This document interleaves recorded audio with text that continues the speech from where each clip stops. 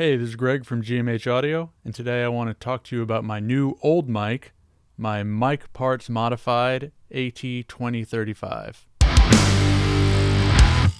This microphone was actually my first condenser microphone. I got it when I was about 18. I've had it ever since. Pretty basic starter condenser microphone, very common, very popular, pretty affordable, sounds pretty decent.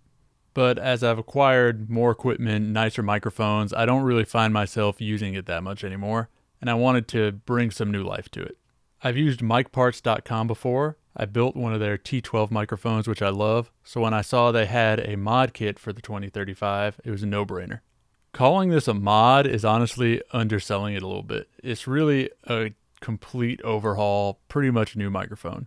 The entire interior circuitry is removed from the old mic, and a new circuit board is built from scratch. The only thing remaining from this mic is the original capsule. According to Mic Parts, this capsule is already pretty linear, pretty smooth, doesn't suffer from harshness that some other cheap mics do, so there's not really any reason to replace it. That had been my experience with this mic for the most part. It was pretty clean, pretty flat, but a little sterile and boring sounding. The new circuit is a Mic Parts design based off a Neumann KM84, a classic small diaphragm condenser microphone that they've modified a bit. Everything came very nicely packaged. The instruction manual is in color. It's very clear, step by step. You have to read carefully, but as long as you follow the instructions, it lays it all out for you. I've done a few DIY audio projects. I think this might have been the most difficult. This is definitely not a beginner's project. The circuit board to fit inside the mic is really small. There's really tight spaces you have to work in to get all these solder connections.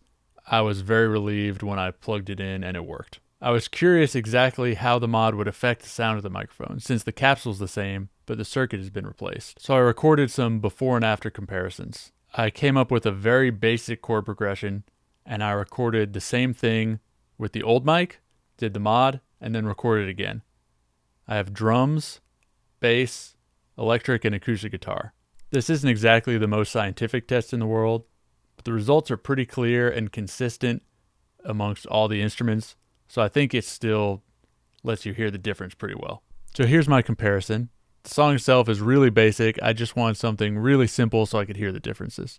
I played everything myself in a couple takes, so don't judge me too harshly on the performances. I was really careful to make sure that the only difference between the before and after was the changes to the mic itself.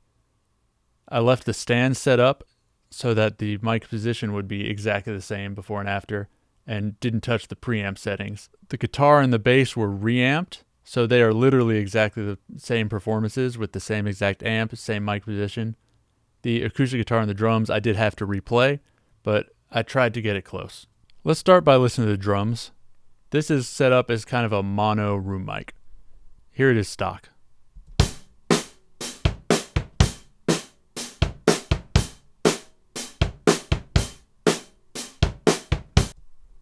And here it is with the mod.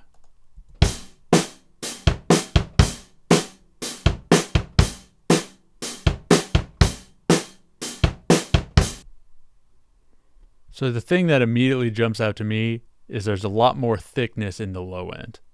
You could especially hear it in the body of the snare drum. I'm going to go a little bit later in the piece. Here's stock. And here's after the mod.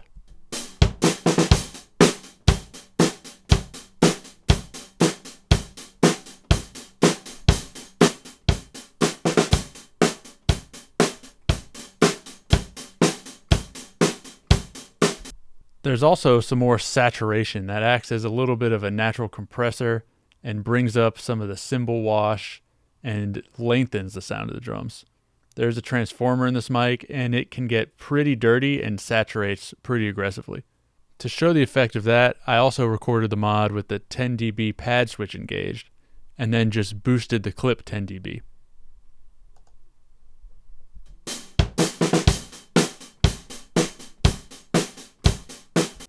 And now the stock mod, or the mod without the pad.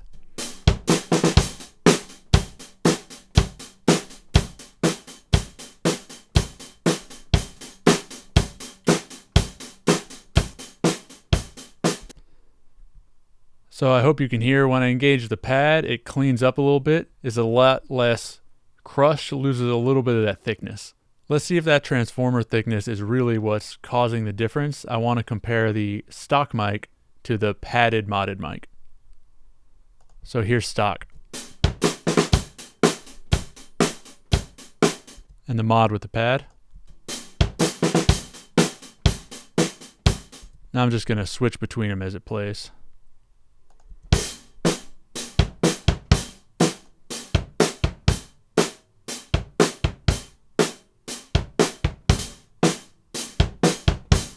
So even with the pad, there's still a lot more fullness in the low end, a lot more richness. It loses a little bit of honk in the mid-range as well. I really hear it when I go from the modded mic back to stock mic, this kind of mid-range honk.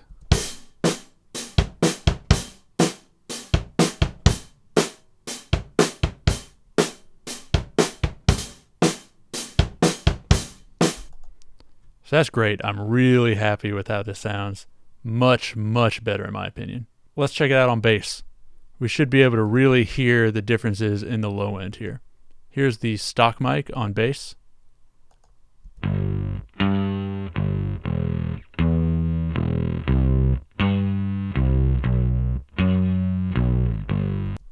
And with the mod.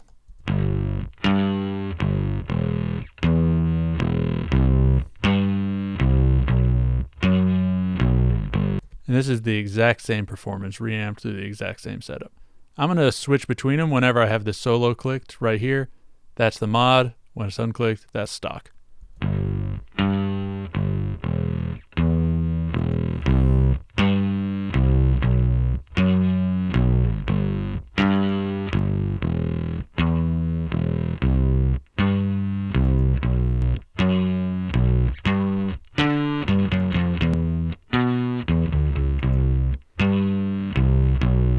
The low end is so much thicker. It's great. It's like I'm engaging a low shelf and putting on some saturation.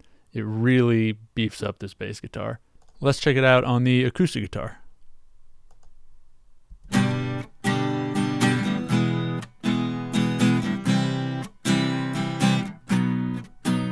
And now with the mod.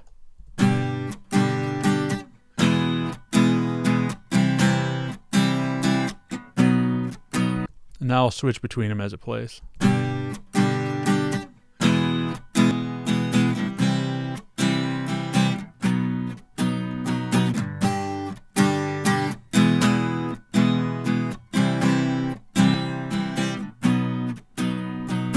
I think this might be the easiest one to hear, the added low end.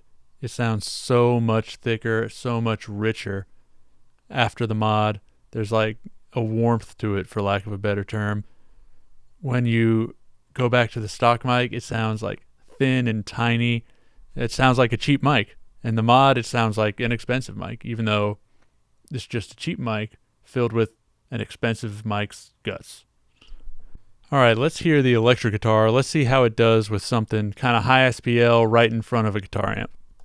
So here it is, stock.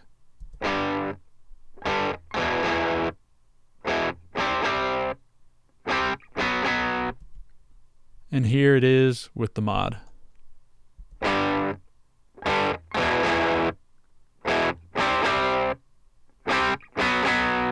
So that's a pretty big difference to me. It actually sounds way more distorted, and that's because it is. So what's happening here is it close miking a loud guitar amp is really saturating the transformer in the microphone. So you're getting this extra level of grit and distortion. It's actually kind of too much, and I usually wouldn't want this. So I did this one more time, but this time with the pad engaged, so it's not hitting the transformer in the mic quite as hard.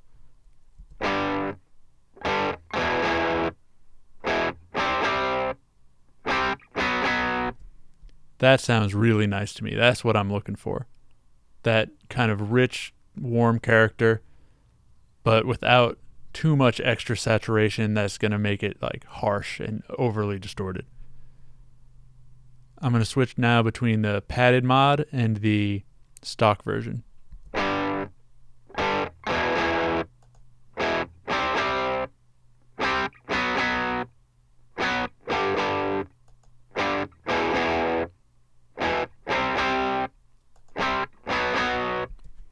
Yeah, I'm loving the mod.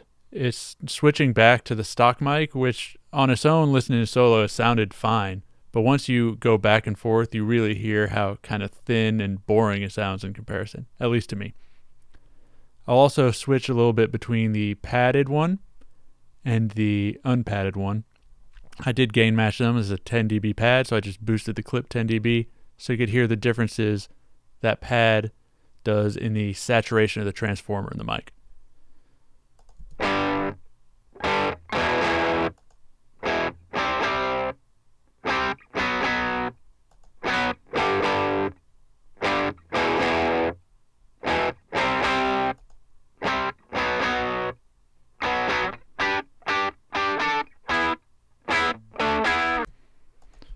Yeah, to me, without the pad, it's overly saturated, kind of sounding blown out.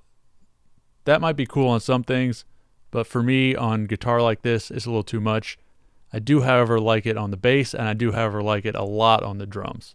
Now I'm going to play you this whole little song. The first time I play it, all the parts will be recorded with the stock mic, and the second time, all the parts will be recorded with the modded mic. So you can hear how this adds up over a bunch of instruments.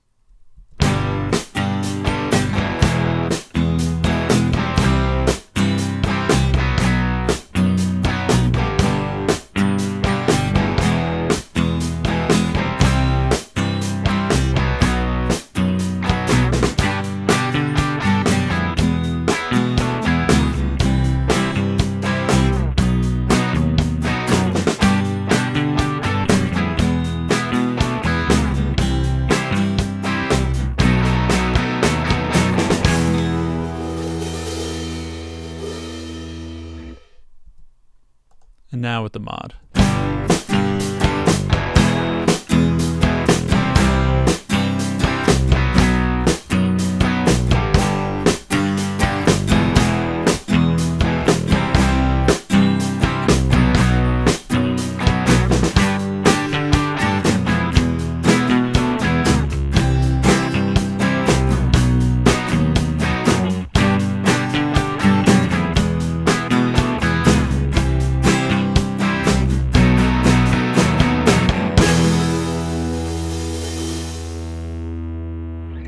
To me, that's a pretty big difference, for the only thing changing being the electronics in the microphone. It's the same microphone capsule, same source tones, same mic positions. The engineering itself is not really any different. Yet when I hear this second version, it sounds closer to a finished product to me, even though it's still very raw and needs mixing. But what I'm looking to do when I'm recording something, I want to record it so it sounds as close to the finished version as possible. And I feel like I'm getting closer to that with this modification. I'll try and quickly jump between the modded and unmodded versions.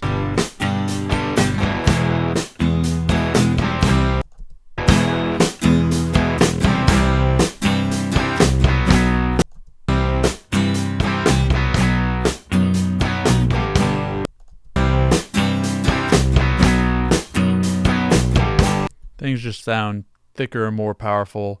That saturation really goes a long way. That extra low end really helps thicken things up. One more thing I wanted to do with this microphone is compare it to my scratch built mic parts mic, which I have right here. This is the T12. It's actually a similar circuit design, but with a different capsule. This is an AKG style capsule, and this is the stock AT2035 capsule. This capsule is larger. This is a true large diaphragm capsule, where this is actually maybe closer to a small diaphragm, kind of in between the size of a small and large. So the circuits will be similar, but the capsule will be the main difference here. So I recorded myself playing some drums with the mics as close as I could get them to each other, recording the exact same performance. And I did this twice, once with the pad on the Audio-Technica engaged and once with it bypassed. Here is the Audio-Technica with no pad.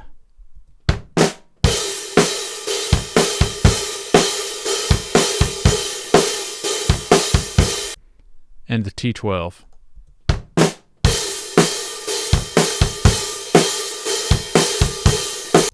They sound pretty similar. The T12 has a better low end. It goes deeper and has more punch, which is what I would expect from a larger capsule. I'm going to switch between them as they play.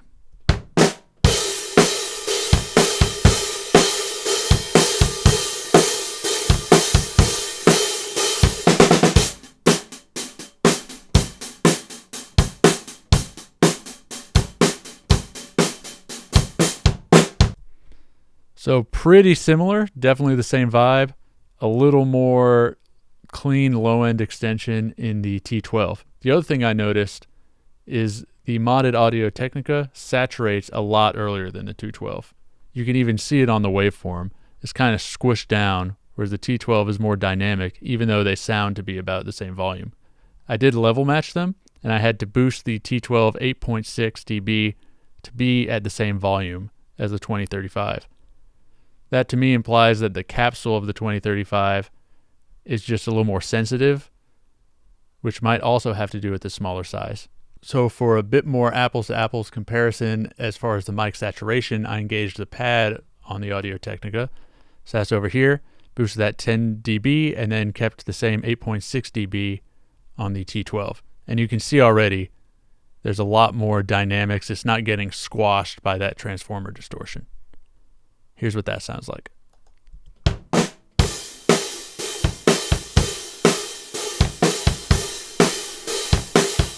Now I'm going to jump between that and the T12.